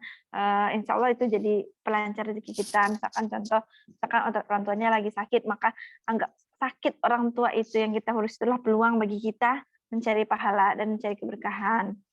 Nah, kalau misalkan orang tua jauh, kita harus sering telepon, komunikasi, terus gimana caranya bikin orang tua kita itu ridho sama kita. Terus ternyata kan nggak semulus yang teori ya. Tetap aja ada misalkan rintangan, misalkan kita dalam bersaudara atau apa, sehingga kita kok gini sih kan. Tapi balik lagi, kita tuh kan berbakti ke orang tua bukan karena orang tua baik kepada kita, bukan karena orang tua kenapa kepada kita, tapi kita berbakti kepada orang tua karena Allah perintahkan kita berbakti gitu. Udah seperti itu. Jika kita yakin itu perintahnya dari Allah, seperti apapun keluarga kita, orang tua kita, saudara kita tetap harus berbakti. Nah, yang kedua kita harus meluaskan manfaat. Maksudnya kita itu kalau pengen sesuatu, kita harus berpikir. Misalkan contoh, kita pengen punya mobil contoh. Nah, sebelum kita berdoa, kita punya mobil, kita harus pikirin dulu ini mobil nanti dipakai mau kemana, mau pergi kemana, berbuat kebaikan apakah tidak. Misalkan contoh, ini kalau kita punya mobil itu kita list, kita nanti harus ikut pengajian, bla bla dengan mobil ini. Karena kalau misalkan nggak punya mobil, kita susah bawa anak kita banyak misalkan. Kita niatkan dengan kita punya mobil ini kita lebih sering silaturahmi ke orang tua. Kita dengan punya mobil ini kita bisa silaturahmi ke saudara-saudara. Kita list itu setiap yang kita punya. Nah, itu kan bagian dari marketing langit, sehingga dengan kayak gitu rezekinya datangnya lebih cepat gitu. Terus kita misalkan pengen punya omset misalkan 100 juta atau kita pengen punya profit lah 100 juta. Nah, 100 juta ini mau buat apa gitu. Jadi sebelum kita berdoa sama Allah, kita mau 100 juta, kita harus list dulu buat apa nih. Contoh, 100 juta ini nanti buat keperluan mau bantu ini, nanti tulis juga maksudnya kita supaya anak kita bisa belajar di tempat yang baik, nyaman, dan sehingga akhlaknya bagus, sehingga jadi anak yang soleh gitu kan. Kita ingin mengkonsumsi makanan yang halal, thayyib, dan bergizi, itu bisa kita list hal-hal yang baik. Terus kita pengen punya rumah, misalkan rumah kita petakan, misalkan kontrakan, kita pengen punya rumah yang lapang dan apa, mintalah sama Allah, jangan minta sama Allah kita pengen rumah yang besar, tapi mintalah sama Allah, ya Allah kasih aku rumah yang dimana kami sekeluarga bisa beribadah dengan nyaman gitu. Itu jadi akhiratnya yang diminta, nanti dunianya bakalan ikut. Itu contohnya. Kalau yang lain-lain itu sebenarnya semuanya ini juga masih belajar. Cuma itu yang diajarin sama Ustadz. Kalau misalkan kita pengen rezekinya lancar, terus hidupnya mudah, walaupun tetap ada ujian, nggak mungkin nggak ada ujian selama kita hidup. Tapi setiap ada ujian ada aja gitu jalan keluarnya. Nah, itu kita harus menerapkan 4 pilar tadi, yaitu birrul walidain, yang kedua itu sholat awal waktu, yang ketiga itu memperbaiki bacaan Al-Qur'an, yang keempat itu apa namanya itu, infak dan sedekah. Karena kalau infak dan sedekah itu akan memudahkan urusan kita juga, memperbaiki bacaan Al-Qur'an juga memperbaiki urusan hidup kita. Karena coba aja gitu, kita lagi mentok banget, kita mau ngapain kita, atau kita lagi nunggu-nunggu apa yang menggantung, terus kita lagi banyak masalah atau apa, pergi aja misalkan ke masjid atau ke majelis taklim atau kemana, belajar Al-Quran. Kita sedang memperbaiki bacaan Al-Quran. Ternyata memang harus diperbaiki juga setiap saat bacaan Al-Quran kita. Kenapa? Kita kan sering juga merasa kita udah pinter, baca Al-Qurannya udah bisa, udah lancar, udah Al-Quran gitu. Ternyata banyak huruf-huruf yang kita salah dalam membacanya. Ternyata salahnya huruf-huruf yang kita baca ini salah dalam kita membaca pas sholat. Nah, apakah sholat kita sempurna kalau misalkan kita membacanya aja makhrijul huruf di dalam Al-Fatihahnya aja salah kan? Contohnya Al-Fatihah sebagai apa namanya rukun dari sholat kita. Itu salah satu contoh. Nah, kalau kita udah memperbaikinya, maka insya Allah hidup kita akan jadi lebih baik. Apa ya? Hal-hal seperti itu yang harus kita lakukan. Memang mindsetnya dari UDA sebenarnya lebih ke Uni itu adalah kita harus berpikiran besar, kita harus meluaskan ya tujuan-tujuan hidup kita. Jangan hidup hanya untuk diri kita sendiri aja gitu. Kalau kita hidup untuk diri kita sendiri aja, Allah akan kasih untuk kita aja. Tapi kalau kita hidup memang untuk banyak orang, Allah akan kasih untuk banyak orang dan plus untuk kitanya juga gitu. Dan bagi teman-teman mungkin yang sudah punya kemampuan, itu bisa disegerakan untuk berangkat umroh dan haji. Kalau belum bisa haji baru daftar, misalkan umroh dulu deh, karena itu juga akan melapangkan rezeki kita, itu akan mempermudahkan urusan kita, karena itu memang udah ada jaminannya gitu. Kalau misalkan kita umroh diganti berkali-kali lipat, gitu kan. Penghapus dosa-dosa kita. Kalau dosa kita udah kehapus, kita sering istighfar, dosa kita kehapus. Nah, itu juga rezeki kita akan lebih mudah. Itu banyak sekali marketing-marketing lain yang harus kita terapkan, tapi intinya adalah gimana kita ketika kita hidup itu kita tujuannya akhirat. Kita dapat rezekinya banyak, kita untuk apa gitu. Geser, nanti datang lagi, setiap digeser pasti datang lagi. Seperti itu aja. Oke, terima kasih Uni. Gimana Mbak Siti Maya? Ada tanggapan lagi Mbak? Sedikit pencerahan Uni. Bagi saya yang usianya masih 26 tahun gitu, masih butuh support dari orang-orang yang udah hebat, udah ini gitu. Keren. Baru dalam pernikahan juga 4 tahun, maksudnya teh ingin mencari lebih ilmu yang lebih panjang lagi. Walaupun umur masih muda, pengen ilmu teh dapat yang lebih kayak Uni gitu, yang udah berperan penting banget dalam memberikan manfaat ke banyak orang gitu Uni. Masya Allah, keren banget ya, 26 tahun udah banyak banget orderannya. Keren. Masya Allah, aku belum segitu waktu 26 tahun. Keren. Oke. Terima kasih ya Mbak Siti Maya. Ya, terima kasih juga ya Mbak. Assalamualaikum warahmatullahi wabarakatuh. Waalaikumsalam warahmatullahi wabarakatuh. Silakan Mbak kalau ada lagi yang mau ditanyakan. Mumpung masih ada waktunya ya Un ya. Masih ngantuk orang. Udah ngantuk, udah pada ngantuk. Udah ngantuk. Oke. Nanti buat Mbak yang ketinggalan, nanti aku ada rekamannya kok. Nanti di-share di YouTube, bisa disaksikan dari awal gitu. Uni ada dari Mbak Karlina, katanya Mbak Karlina dari Indramayu, gimana supaya suami selalu ridho dalam bisnis kita, Un? Gitu. Pertanyaan yang bagus. Memang ya, kalau sudah punya suami, misalkan ketika kita jualan, terus suami kita istilahnya nggak ridho, terus ngomel atau marah atau nggak enak hati, itu bakalan susah gitu. Lakunya tuh susah banget gitu. Karena udah pengalaman juga mungkin ya kan, dalam rumah tangga kan nggak selalu mulus kan, banyak ada rintangan, halangan. Kalau hari itu suami nggak ridho, ini kan pengalamannya, oh ternyata nggak laku tuh, nggak ada yang order, nggak ada yang ngechat gitu kan. Memang sering kayak gitu. Memang begitulah Karena kita kan sudah menikah. Kalau sudah menikah itu berarti kita harus taat dan patuh pada suami. Nah, gimana caranya supaya suami kita ridho? Kita harus bikin dulu dia senang sama kitanya dulu nih, senang sama kita.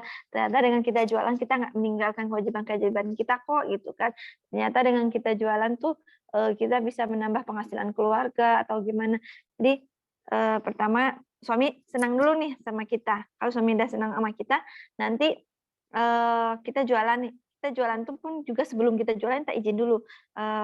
Boleh nggak jualan gitu, aku mau ikut jadi agen gamis, terus dijelasin jadi agen gamis itu jangan bilang jadi agen, nggak semua orang juga jadi agen gamis atau saya jualan supaya duit saya banyak, nggak semua suami juga suka kayak gitu. Kenapa? Karena suami itu ngerasa dia itu adalah pemimpin dan dialah yang harusnya menafkahi kita, kan? Makanya kita ketika kita minta izin, izinnya jualan gamis. Semoga dengan jualan gamis ini jadi wasilah sehingga banyak perempuan-perempuan di luar sana yang menutup aurat gitu. Sehingga orang yang tadinya mungkin berpakaian ketat atau berpakaian memakai seperti laki-laki bisa ngikut memakai baju longgar seperti yang kita pakai gitu. Nah, jelaskan manfaat-manfaat kenapa kita jualan ini, bagaimana kita jualan ini. Nah, setelah dia setuju, oke, baru kita mulai. Di dalam proses kita jualan, kita tuh harus pandai dalam mengatur waktu kita. Memang ya, awal-awal ketika kita merintis, kita harus sedikit tidur. Kenapa sedikit tidur? Karena kan kita emak-emak ya. Emak-emak itu kegiatannya banyak, terus banyak kewajibannya, terus jadinya istirahatnya jadi kurang.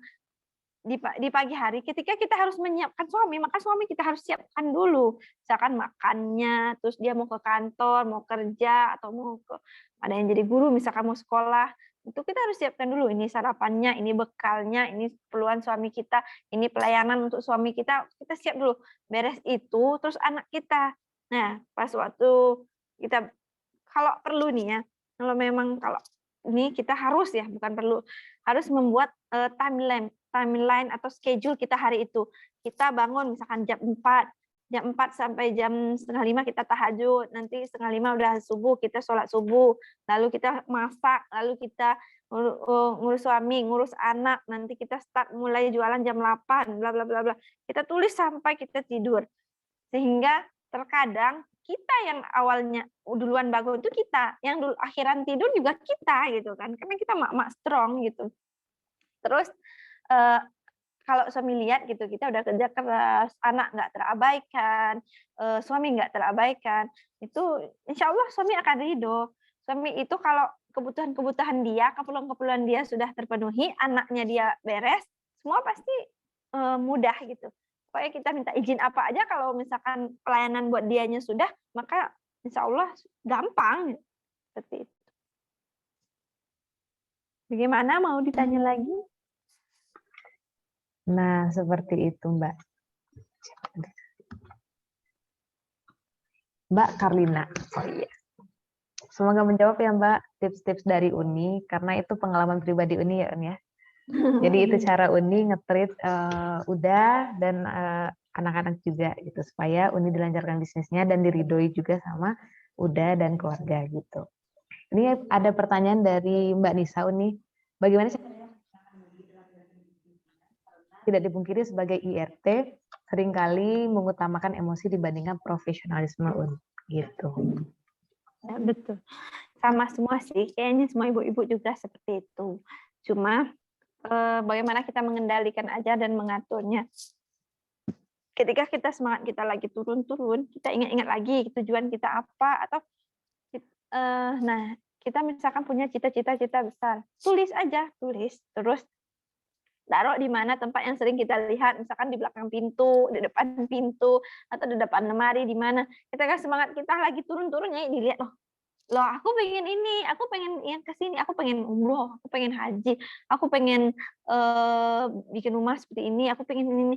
Akhirnya kelihatan lagi kan, jadi semangat lagi, ayo semangat gitu kan.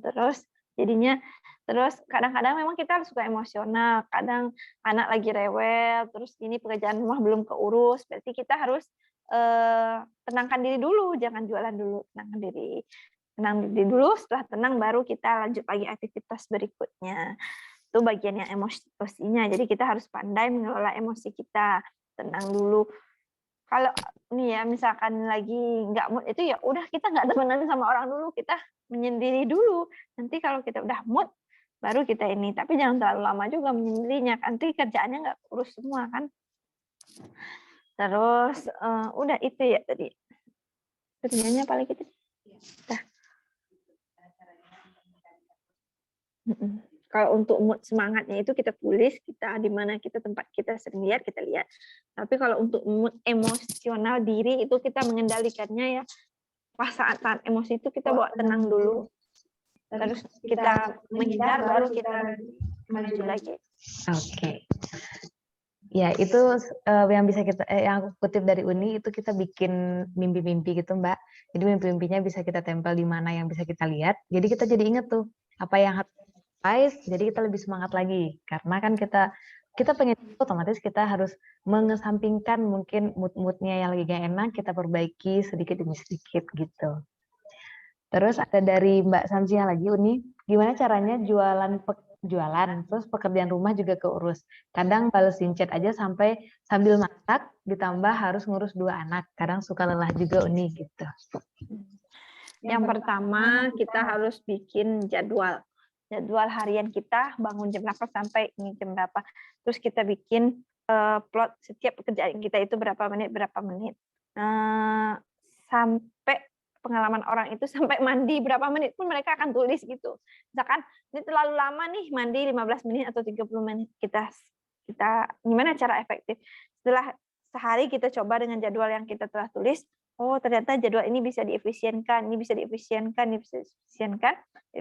sehingga kita punya waktu untuk balas chat. Terus kadang-kadang kita kalau udah lihat HP itu kan suka bablas juga. Nah kita kalau pas lihat HP kita setting di pikiran kita mau balas chat ini, terus jangan ke scrolling dulu atau apa dulu. Kita lakukan dulu sesuai yang harusnya kita lakukan. Terus misalkan nih kita memang chatnya sudah banyak, orderan sudah banyak, kerjaan juga banyak gitu yang lain. Kita nggak apa-apa gitu ya, nggak salah kita misalkan kita mencari orang yang asisten atau yang membantu kita, baik yang membantu di pekerjaan atau yang membantu di rumah. Kenapa? Karena kita kan bukan Wonder Woman. Suatu saat kita punya batas tenaga gitu kan. Oh ini emang udah nggak bisa lagi di luar kemampuan aku. Kalau aku paksain yang ini, aku bisa sakit gitu. Misalkan aku bisa dirawat di rumah sakit atau gimana. Itu jangan dipaksain. Maka kita rekrut orang. Kita rekrut orang berarti kita ada rezeki orang dong di kita. Nah itu juga akan menjadi peluang rezeki kita bertambah. Rekrut orang untuk jadi admin, rekrut orang di rumah, contoh. Kalau rumah masih kita bisa kepegang, berarti cukup untuk admin aja yang kita balas chat itu yang kita rekrut dulu. Nah, terus tadi kalau karena sehari itu sama-sama 24 jam, bagi kita yang mungkin belum mampu untuk merekrut orang, maka yang kita kurangi adalah waktu tidur kita. Misalkan kalau ini pribadi di awal-awal merintis itu tidurnya mungkin jam 12 atau jam 1 atau kadang malah jam 2. Nanti bangun lebih dulu daripada orang-orang di rumah. Bangun jam 5 atau jam berapa dulu gitu kan. Nah, itu jadi tidur kita memang sedikit. Tidur 3 jam, 4 jam itu nggak apa-apa. Tidur 3 jam, 4 jam yang berkualitas itu lebih baik daripada tidur 8 jam yang nggak berkualitas. Seperti itu.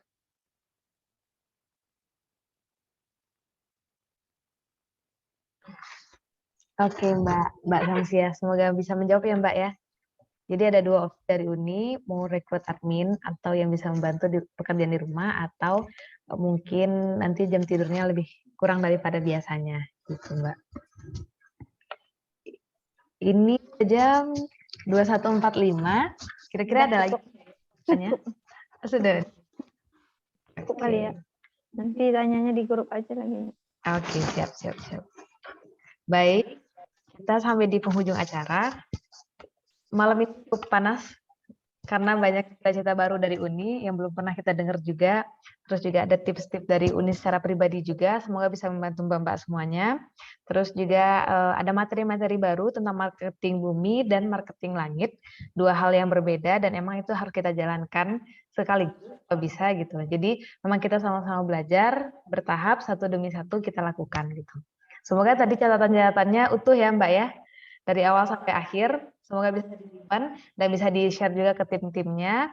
dan kita bisa belajar bareng juga. Kalau mungkin nanti butuh materi dari aku, boleh nanti aku bantu tuliskan lagi, aku kirimkan. Nanti recordnya juga dikirimkan lagi di YouTube dan bisa disaksikan dari aku. Gitu. Jadi udah ya, Un? Kita ada pada di penghujung acara. Mari sama-sama kita ucapkan alhamdulillahirabbil alamin. Semoga ilmu yang hari ini bermanfaat buat kita semua. Semoga bisa membantu juga kendala-kendalanya, kesulitan-kesulitannya, dan semoga dimudahkan segala urusannya, pekerjaannya, dan hal-hal lainnya yang menuju kepada kebaikan. Foto, Mbak. Oh iya, ayo Mbak, kita foto bareng dulu, bareng-bareng, berkenang-kenangan. Oke, boleh di on cam semuanya, biar kelihatan wajah-wajah cantik-cantiknya, senyum manisnya.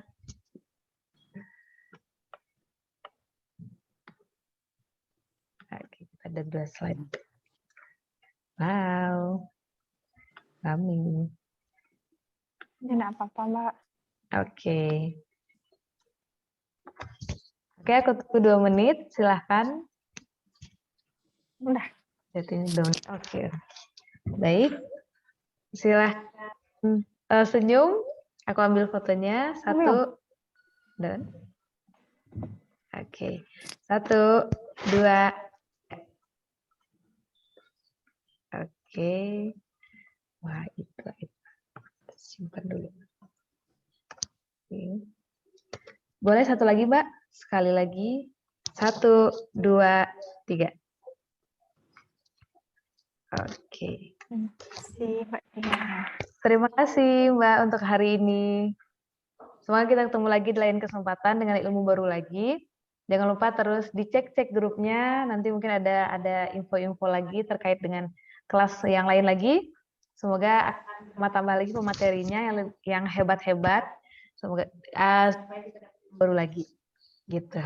Selamat istirahat Mbak semuanya. Terima kasih sudah hadir. Mohon maaf atas kesalahan. Wassalamualaikum warahmatullahi wabarakatuh. Waalaikumsalam warahmatullahi wabarakatuh. Nggak bisa hilang. Terus hilangnya.